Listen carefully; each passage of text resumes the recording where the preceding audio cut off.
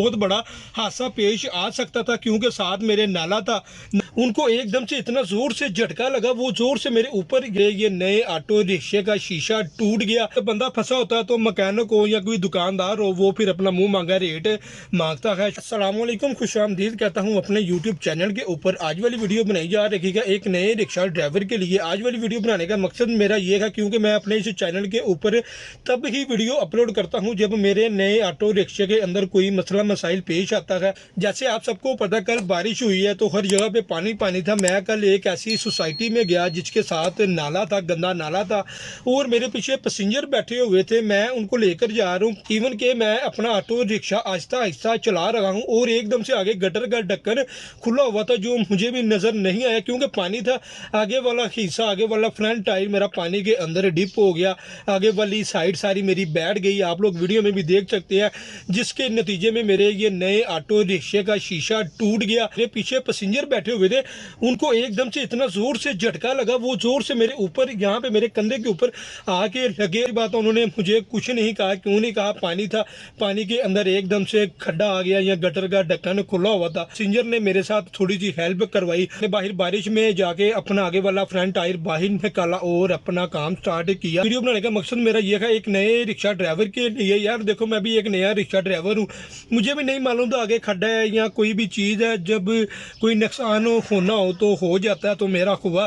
तो सुबह मैं जब मैकेनिक के पास गया तो देख सकते हैं आप लोग वीडियो के अंदर भी मैकेनिक ने कैसे ये शीशा उतारा है। उतारते साथ ही उसने ये वाली रबड़ भी उतारी है। रबड़ उतारने के बाद शीशे को अच्छे तरीके से साफ किया। इसके ऊपर थोड़े से डेंट डाले हैं, यानी कि इसकी उन्होंने पूरी तरह एक पकड़ बनाई है जहाँ पे अब हमने इस शीशे को फिट करना है।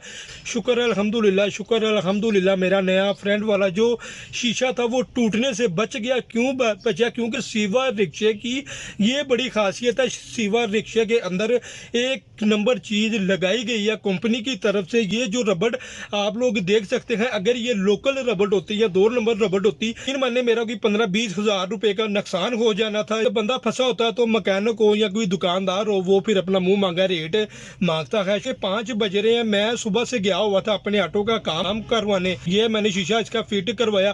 फिट करवाने के बाद इसके छोटे मोटे काम थे, मैंने वो आज पूरी तरह कवर करवाए हैं। तो आप लोग भी सोच रहे होंगे शुएब रिक्शा वाले ने 4-5 दिन से कोई वीडियो अपलोड नहीं की, क्योंकि यार देखो मेरे पास कोई वीडियो नहीं थी। मैं कि फजूल वीडियो अपने चैनल के ऊपर अपलोड नहीं करना चाहता कि मैंने ये चैनल की एक नए रिक्शा ड्राइवर के लिए बनाया है।